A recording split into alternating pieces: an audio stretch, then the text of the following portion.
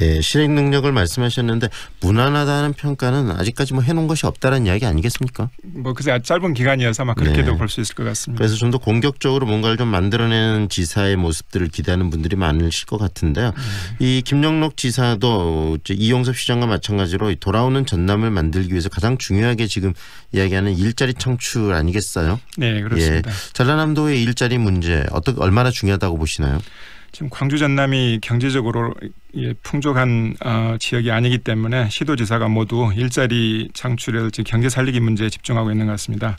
지금 전남의 경우에도 일자리 만들기 사업에 집중하고 있는데요. 현 문재인 정부의 핵심 사업이면서 지방자치단체 차원에서도 반드시 추진해야 될 사업이 일자리 사업이라는 점에서 경제 살리기와 일자리 창출에 역점을 두는 것은 바람직하다고 생각이 됩니다. 특히 사회 양극화를 해소하는데 열쇠 역할을 하는 것이 일자리 만들기 사업이라고 보기 때문에 네. 그런 점에서는 긍정적이라고 보입니다. 다만 최근에 이제 김 지사 언론 인터뷰를 들어봤는데 네.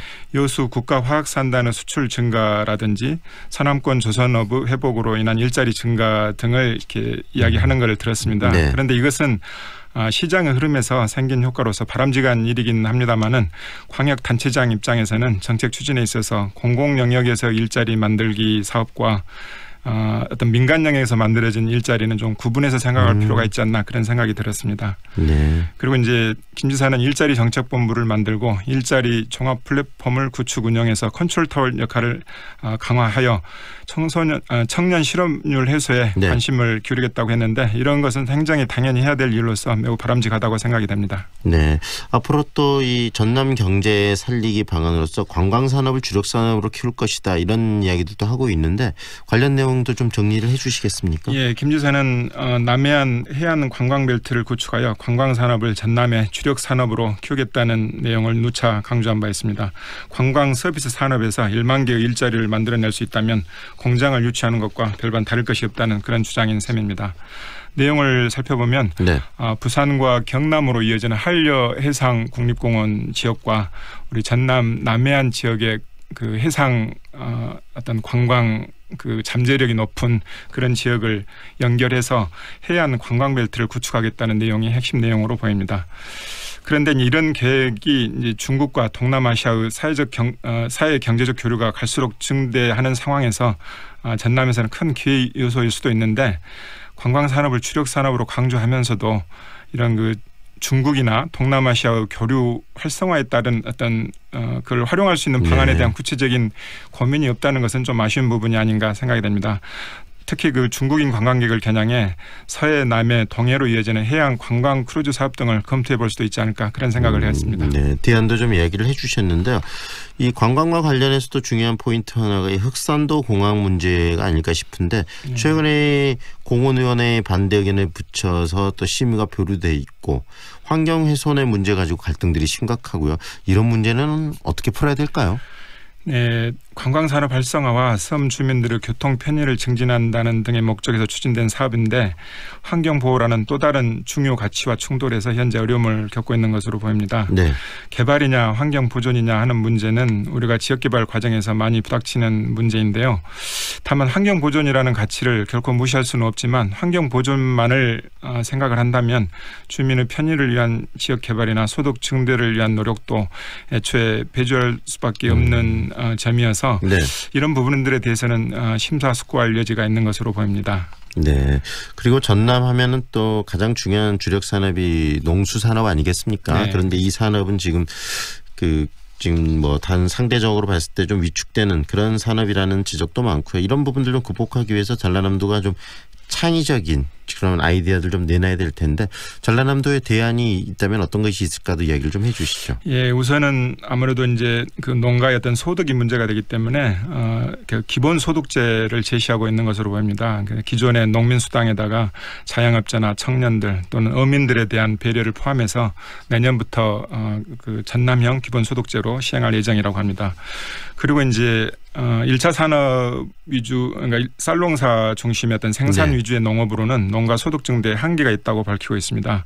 그래서 생산, 가공, 유통, 수출을 할 수 있는 융복합 첨단 농업으로 나아가야 한다고 이제 이야기를 하고 있습니다. 그런 맥락에서 생산의 새로운 기술을 접목하는 스마트팜 도입을 고민하고 있다고 하는데요. 네.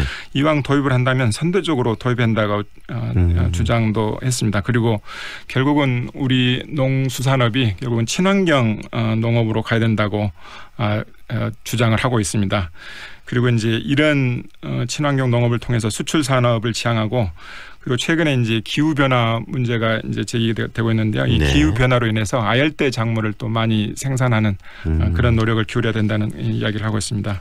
결국은 수출 가공 단지를 조성해서 농업의 고부가가치화를 실현하는 것이 중요한 방향이라고 제시를 하고 있습니다. 결국은 이 수출 즉 이 여러 가지 농수산물들을 수출할 수 있는 좀 적극적인 그 정책들을 좀 펼치겠다는 이야기인데요. 그런데 최근에 이 융복합 첨단 산업을 만들자는 김 지사의 지론에 걸맞지 않게 전라남도가 이 의욕적으로 추진했던 이 스마트팜 사업이 중앙정부에서 추진하는 이 공모선정 사업에서는 또 전라남도가 탈락하는 그런 일도 있었어요. 네, 좀 아쉬운 부분인데요. 농수산업 등의 새로운 기술을 접목하여 첨단 산업으로 만들어가는 것은 이제는 이제 선택의 문제가 아니라 4차 산업혁명 시대를 대비하는 필수 과정으로 생각이 됩니다. 농도라고 불릴 정도로 농촌의 비중이 큰 전남의 입장에서 스마트팜 그 공모에서 탈락한 것은 좀 아쉬운 일이긴 하지만 네. 스마트팜을 선도적으로 도입하고 확산하는 노력은 불가피한 선택이라고 할 수 있을 것 같습니다. 앞으로 좀 더 적극적으로 나서야 된다는 이야기시네요. 네, 그렇습니다. 네, 그리고 이 이용섭 시장 인사에 대한 얘기도 좀 했었는데 어떻습니까? 김영록 지사의 인사 스타일은?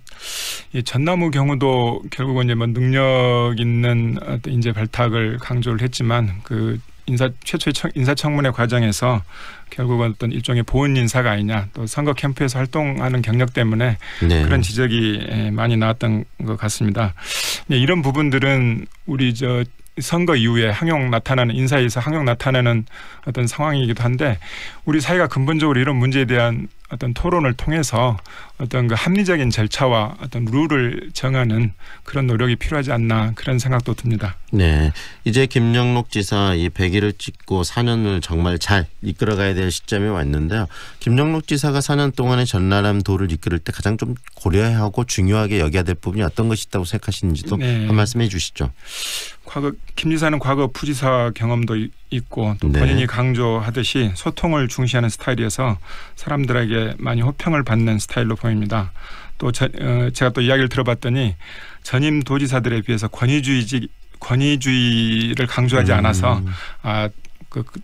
그런 부분을 좋아하는 의견도 많은 것 같습니다. 네. 그렇지만 광역 단체장으로서는 어떤 일하는 스타일도 중요하지만 정책 비전을 제시하는 것도 무엇보다 중요하다고 생각합니다. 재선 국회의원으로서 농림축산식품부 장관을 하다가 도지사 선거에 뛰어들어서 결국 당선이 됐는데요. 네. 아무래도 새롭고 신선한 정책 비전을 제시하는 데는 조금 한계가 있다는 평도 있습니다. 이런 점에 유의해서 그 종합적인 어떤 비전을 제시하는 데 주력했으면 하는 바람입니다. 정리를 하면 이용섭 시장은 소통이 더 필요할 것 같고 그다음에 김영록 전남도지사는 정책에 대한 확실한 비전을 좀 더 강하게 만들어낼 필요성이 있다라고 요약이 될 수 있겠네요. 네, 그렇습니다. 네, 오늘 말씀 잘 들었습니다. 고맙습니다. 네, 감사합니다. 지금까지 광주시와 전라남도의 민선 7기 100일을 점검해 봤는데요. 이성대 시사평론가와 함께했습니다.